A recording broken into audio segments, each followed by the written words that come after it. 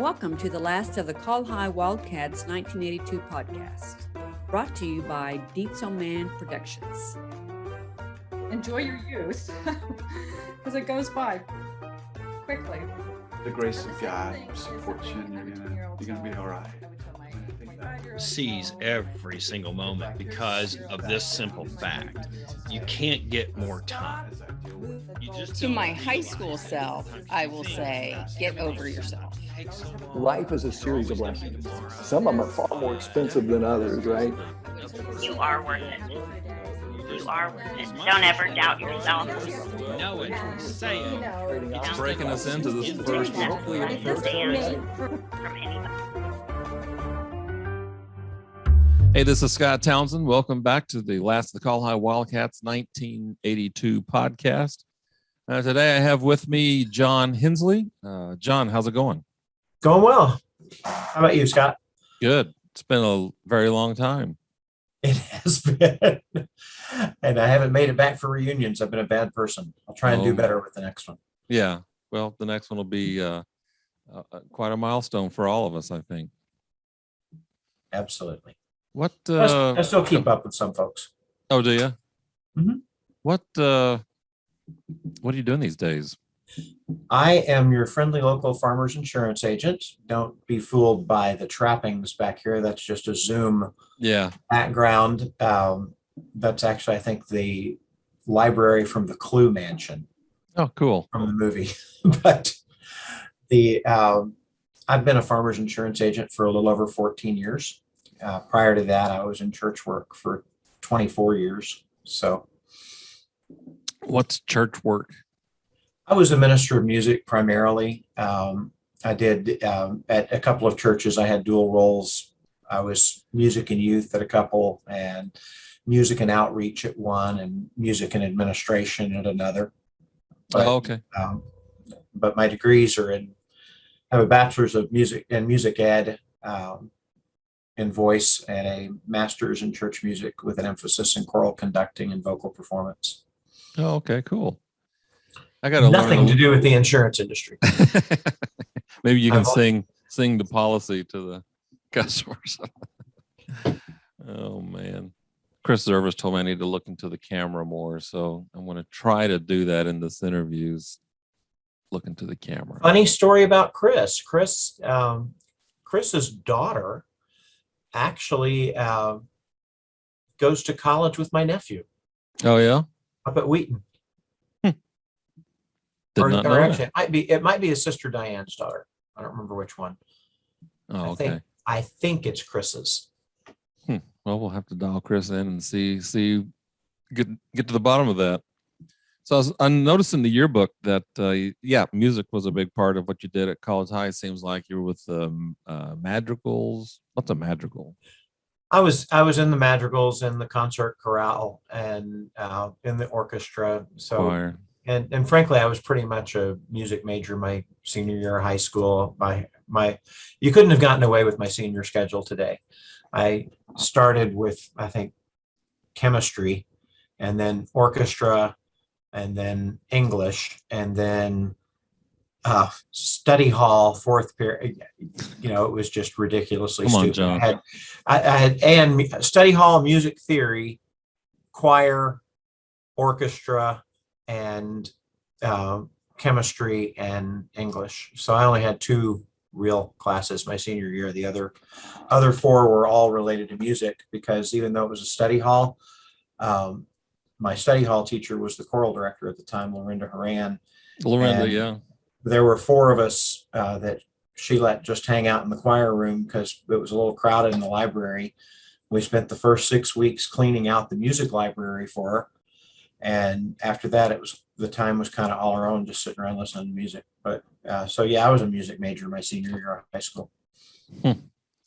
So after graduation, kind of give us this is the one thing I ask everybody: give us a 1 or 2 minute synopsis of what's been going on with John Hensley or whoever I'm talking to. Well, like a lot of my compatriots from First Baptist, I went to OBU. And a lot of music majors. Actually, we had, I think, my junior year in the church high school choir, counting my class and the class that were seniors that year, we sent 14 music students to OBU. Oh, wow. There, just from the church choir. Now that was folks from Sooner and Col-Hi. In fact, I did my senior recital at OBU with two other Bartlesville people that were from First Baptist, Keith Richards, who graduated from Col-Hi with us, and Alicia Hauser then from Sooner, who was, by the time we got to be seniors in high school, she was Alicia Hauser Crawley, married to Scott Crawley, who graduated with us. Isn't there a picture of her and Mark Thompson in the yearbook? It wouldn't surprise me at all. We were all in the together, all in the church youth group together, so it wouldn't. Mark was there too. Yeah. It was it was quite a big bunch. There were about 60 in the high school choir at the church.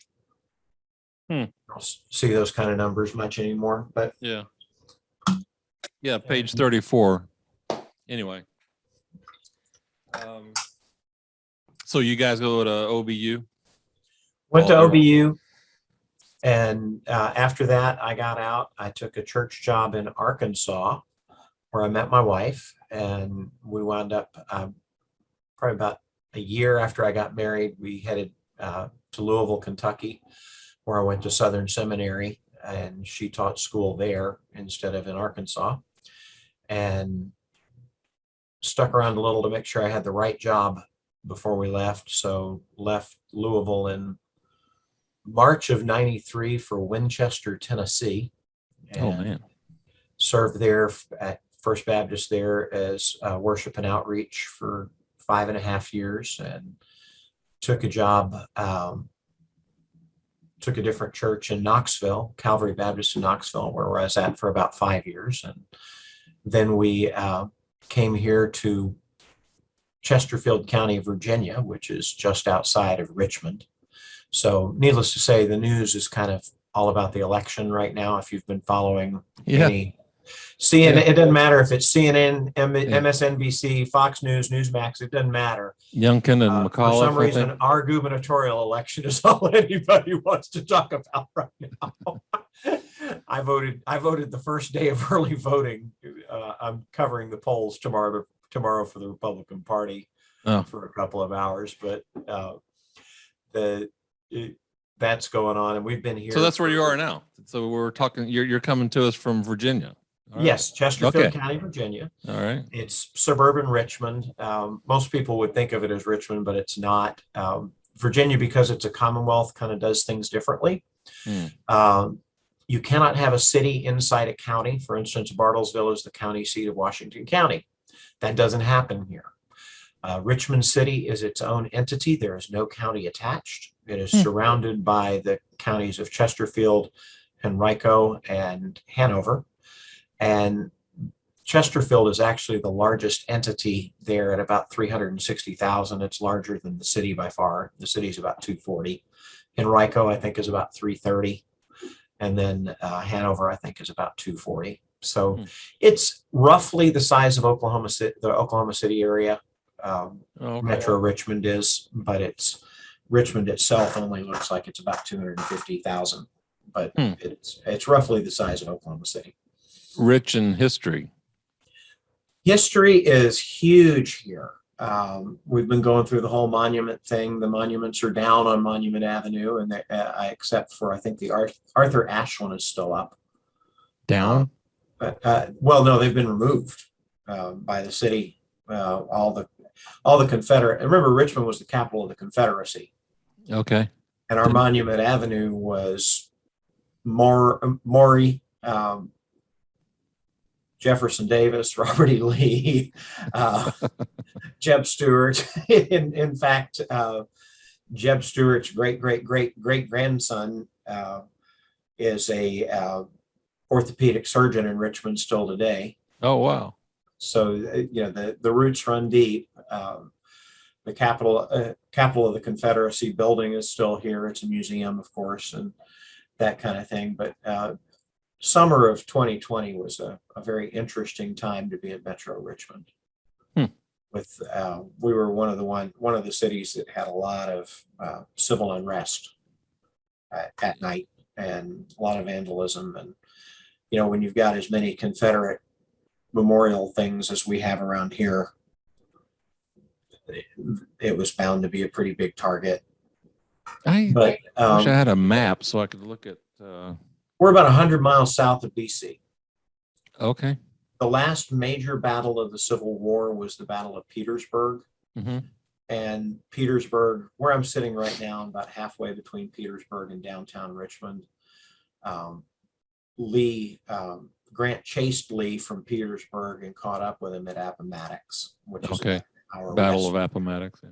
Well, no, that wasn't really a battle. That was pretty much a straight surrender at that point. Oh, okay. Battle. The battle was Petersburg, and Grant caught Lee at Appomattox, and they finished the war off there. But it's an area very rich in history for that. Patrick Henry's famous "Give me liberty or give me death" speech. Church Hill up in Richmond, the St. John's Episcopal Church was the church where that was done. And probably about 10-15 minutes from here. One of the oldest counties in America. When settlers had to leave Jamestown because of malaria, they came up the James to what is now Chesterfield County, and they were in the city of Henwicus. And so there have been Europeans in this county since 1611. I just hang on a second. Got through reading Washington. You got? Have I got that? Oh, right? Washington. Which Washington? Ron. Oh, cool. That looks good. Yeah. Cool. It's pretty thick. It was quite a investment in time, but it was Ron Chernow, really good. Butch Bolin recommended Ron Chernow, and now I'm reading Chernow's book, Rockefeller. But in this Washington, Virginia plays a big part in all of that. Well, I mean, he was a Virginian. Most of our early presidents were. In fact, I think of the first 7, the only one that was not Virginian was John Quincy Adams. He was born in Massachusetts. So what do you think about all the this Statue Row or Monument Row, whatever you were talking about? So they took all that stuff down, and are things better now that the statues are down? I don't know. I have some friends in law enforcement, and it's still pretty challenging. Richmond is a very violent city. In fact, my younger son was murdered in the city of Richmond in 2018. So, oh wow, sorry to hear that. That's kind of the life event that's dominated our family's life for the last, or at least a couple of years, and then it's kind of settled in after that. But our son was killed at age 19, and it was a really dark and difficult time. And we had great family, both our real family, quote unquote, and our church family, and our brothers and sisters, and it's been, and some great folks back in Bartlesville, or from Bartlesville. I don't know if they're all still there, but it was a pretty rough experience. I would not. In fact, it's kind of, I don't want to say funny, because there's nothing funny about it. They found Brian Laundrie's body, and everyone was saying, well, her family will never get peace that way. And I know they think they wanted to go through the trial. I went through 4 of them. You don't want to. 4 trials? Well, it was a group of 5 people. Oh, okay. And my wife and I had to go to, the 5th one was a juvenile, and we knew nothing was going to happen there, and so we didn't attend. But that trial process is the longest 1.5 years of your life as a victim parent. And so, this they may not see it that way now, but down the road they may see that as a blessing that he's just gone and they don't have to worry about it anymore. How does a parent get over something like that? You don't get over it, you get through it. That's Andrew was shot in the back of the head, and it took him 2 weeks to die. My son is the only other person here, and my older son, and he'll tell you that Mom and I probably both aged 20 years in those 2 weeks of handholding. I mean, it's a permanent scar. There's no plastic surgery to fix it, but we're pretty much through it. He's buried probably about 5 miles from where we're standing right now, and we go out and visit him, all of us, at least probably once a month. But it's a life-changing and perspective-altering event. Wow, yeah, that would be just horrible. It's just so horrible. So sorry to hear about that. I was talking to Scott Crawley. He lost his daughter. Yeah, I remember when Lauren died. Yeah. So, it's in speaking to Wildcats, you and I and everybody else, after 39 years, you never think you're going to experience stuff like that, but it happens. No one ever does. Yeah. And that's true. No one ever thinks that it's going to happen to them. And, it happened it happened to us, and it's just, my advice to parents is pay attention, because I miss some things. So how do you get through the days now? I mean, how do you keep, life keeps going. You look out the window, cars are still driving by, and people are keep calls. moving. That's there's no doubt about that. You just kind of, life rolls on regardless of your circumstance. The calendar doesn't stop. And right. David and I we've had periods where it's not just him and I, but at the time Andrew died, it was just him and I, and at the office. And I think the only day we were actually closed was the day of his funeral. David has a son who's 5.5 now, and they at the time were living with us, so we were pulling kind of a weird rotation between the hospital, the office, and the house. Somebody needed to be at home with the 3-year-old or the 2.5-year-old, and somebody needed to be at the office, and somebody needed to be at the hospital. And we just kind of were working shifts all the way around, because David's son's mom wasn't around, so it was just us chickens.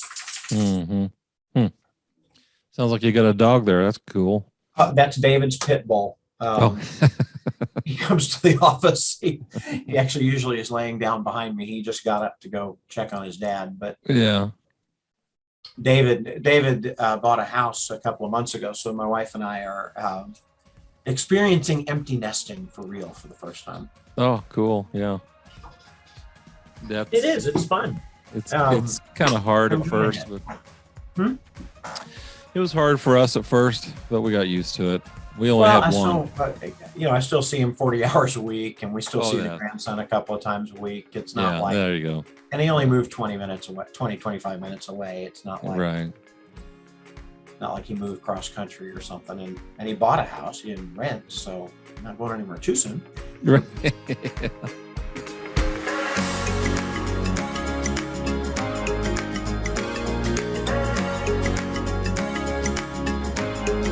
Thank you for listening to the last of the Col-Hi Wildcats 1982 podcast. and we'll be right back after this.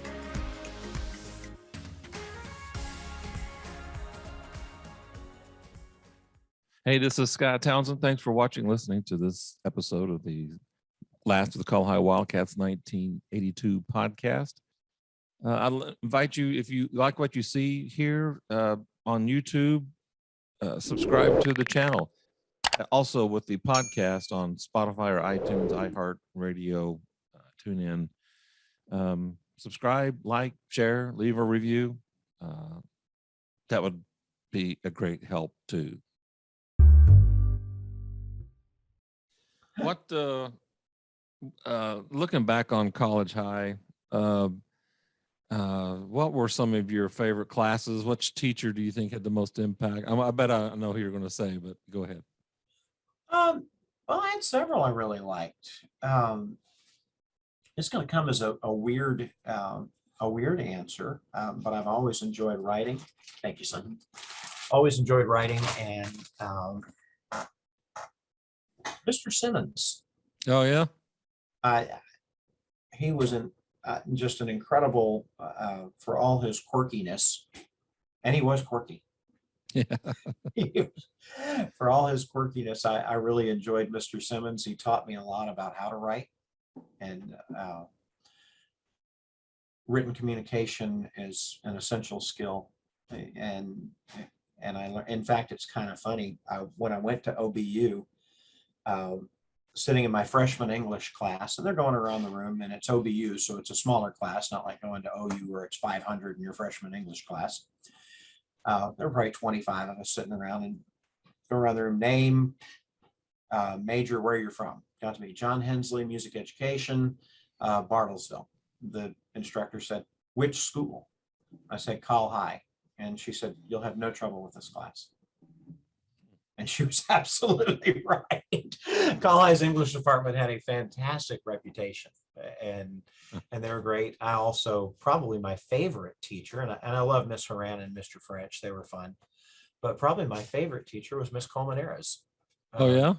For algebra 2. I had her for algebra 2, and had Miss Kime for PE one year. So what was it about Colmenares that you just thought was her style? She was a nice lady, and I was interested in potentially teaching at some okay. point. I knew I was probably headed to church work, and I just thought she was a really solid teacher.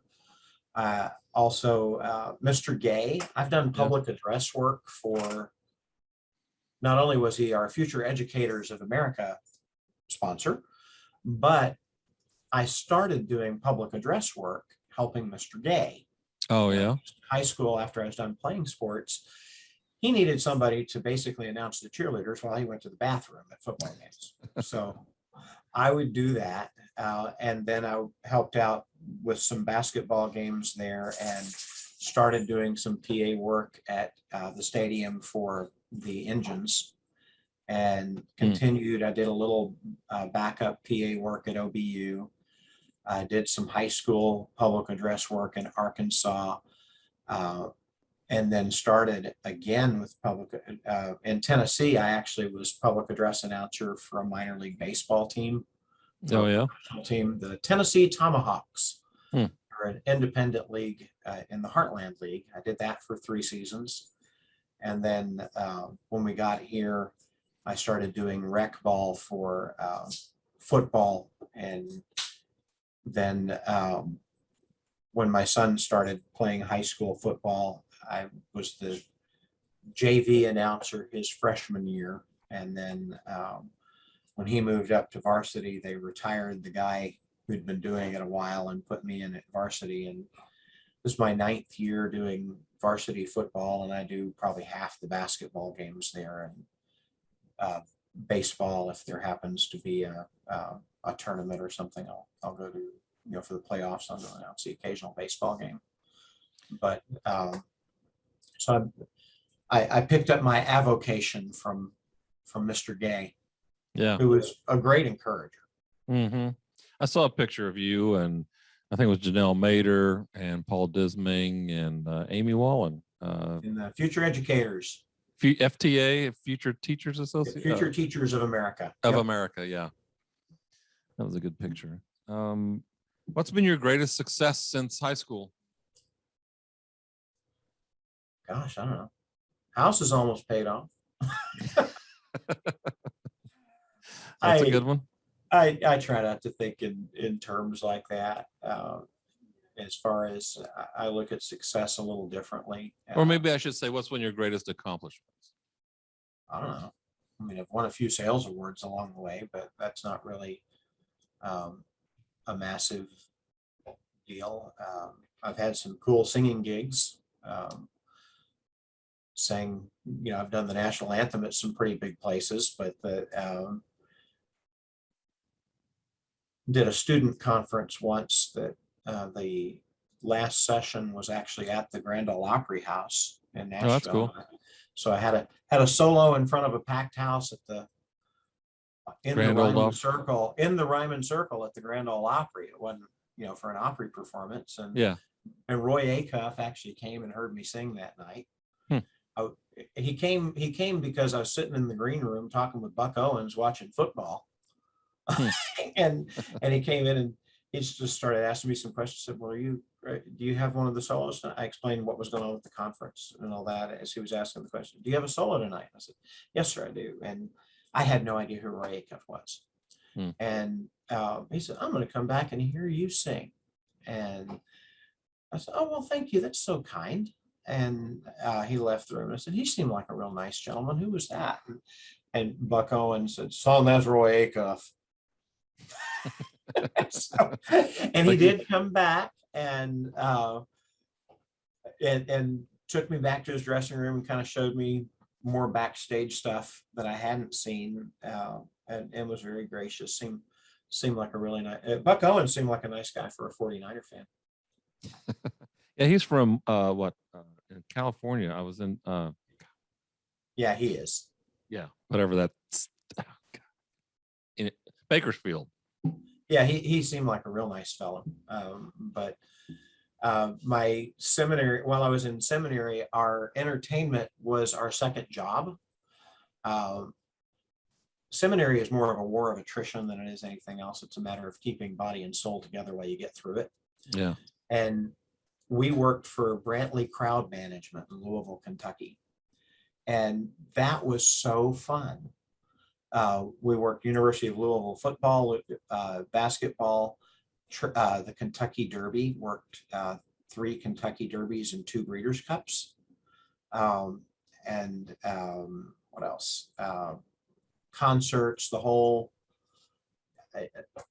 boxing, wrestling, you name it, Brantley had the contract for it. And so that was kind of how we made it. Was our side money. Also trade shows, big, but it was our side money, but it was also our entertainment because we were broke. But we got to see a lot of cool concerts. I worked the floor for Janet Jackson concert one year. Oh, yeah. Which was kind of hilarious because my partner, they went and got a little extra help. I don't know if you remember Ted Washington, the NFL nose guard.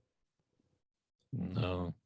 Well, he played for the Patriots and the 49ers and massive gentleman. Louisville, this was right when Louisville was having their first, becoming a big time football program. In fact, that year they beat Alabama like a drum in the Fiesta Bowl. But Ted was my partner on the floor, and I thought I was being cool. I'm telling this guy, get your girlfriend down off the chairs. It's not safe, And he's just kind of ignoring me. And I said, look, now. And I said, okay. He pulls his girlfriend down. I think, okay, I still got it. Turn around, and there's Ted at 6'4", 320, right behind me. I was like, okay, you got my back. All right. So I've gotten to meet some interesting folks over the years, just between church work and I still enjoy people, and I like helping people, and insurance was a good way to do that after I got out of church work. So right.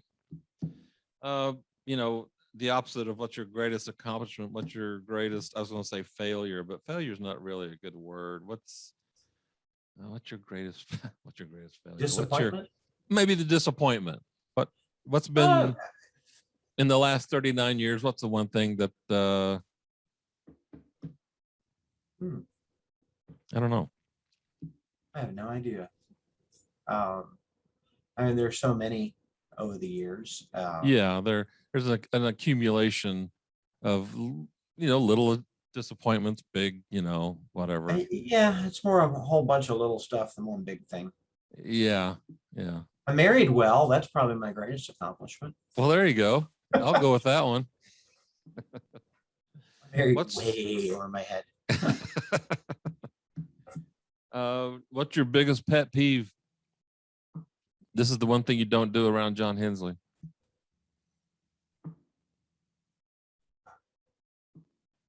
Don't know that I actually have one. There are certain words that if you mispronounce, I won't think you're intelligent. Like, I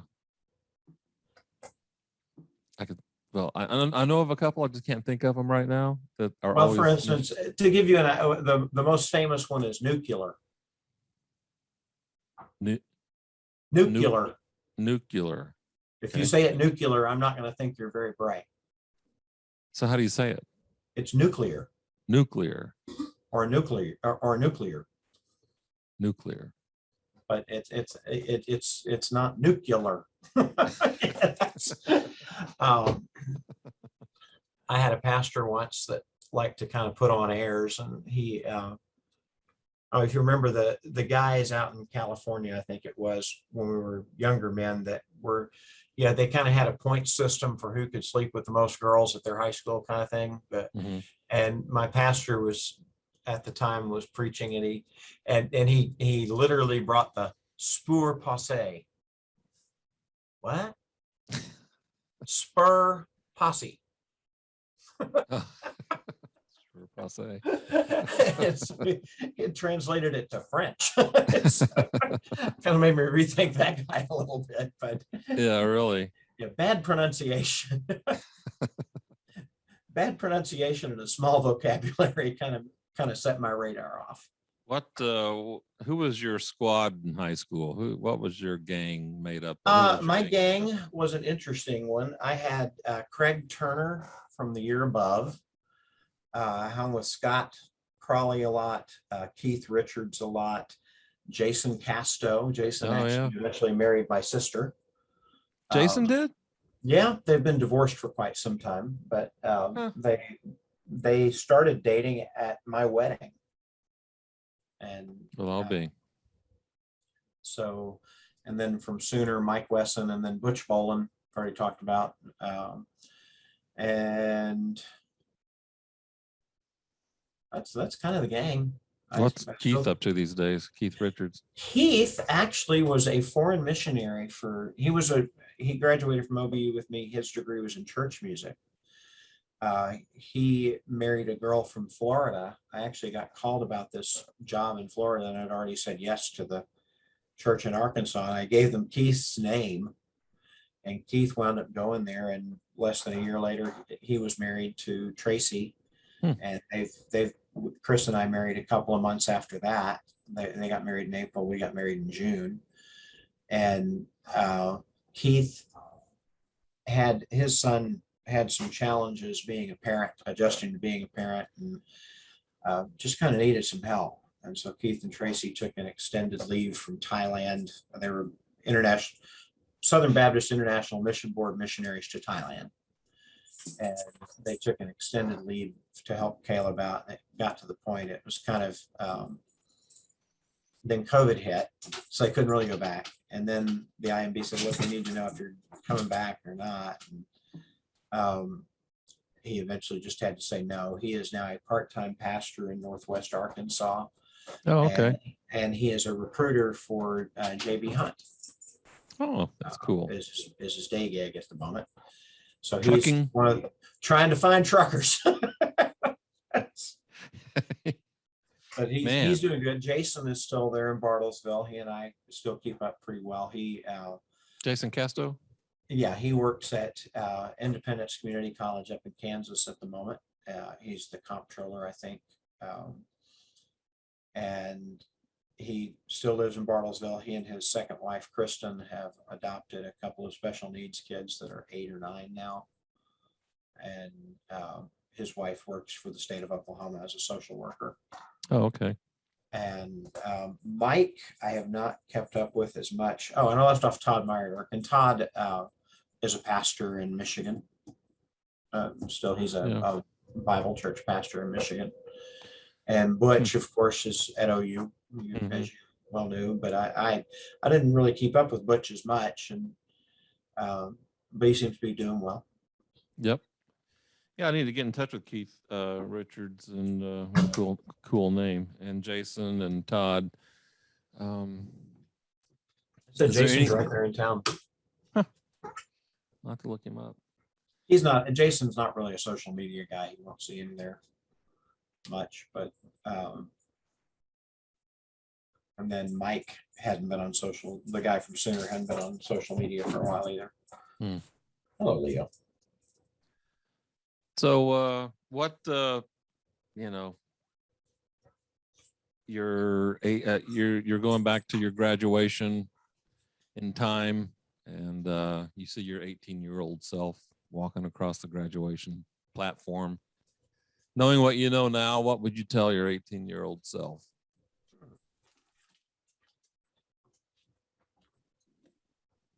Really don't know. That's kind of, I know that's a question everybody asks, but I really don't. I mean,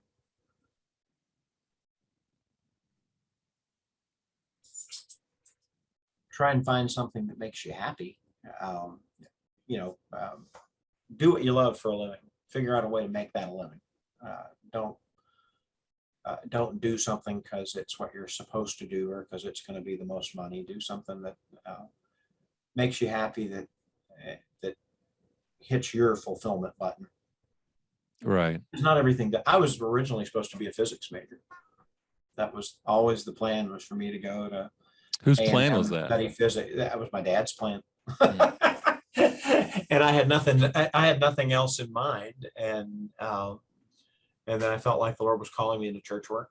And that was kind of that. I actually started at OBU as a dual major, music ed and journalism. And that just was not gonna pan out.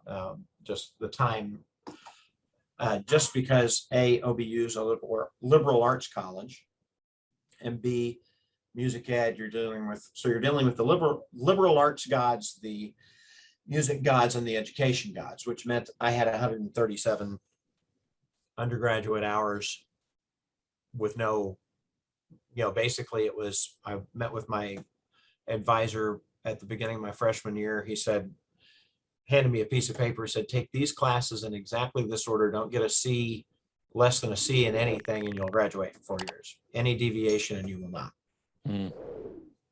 So it was pretty pre-programmed. I didn't have a lot of room to kind of fool around with it. Well, I see our time's just about up here, John. I really appreciate your time. And is there anything else you want to tell the class of 82 that might be watching or listening? No, I hope I can see some of you next year at the reunion. And my wife and I are planning on being in Bartlesville December 26th through the 28th or 29th. They see you. So if you see me at Walmart, wave. Great. That's about it. Sounds good. All right. Well, this is Scott Townsend. Thanks for watching, listening to Last of the Col-Hi Wildcats 1982 podcast. Have a great day, and we'll talk to you later.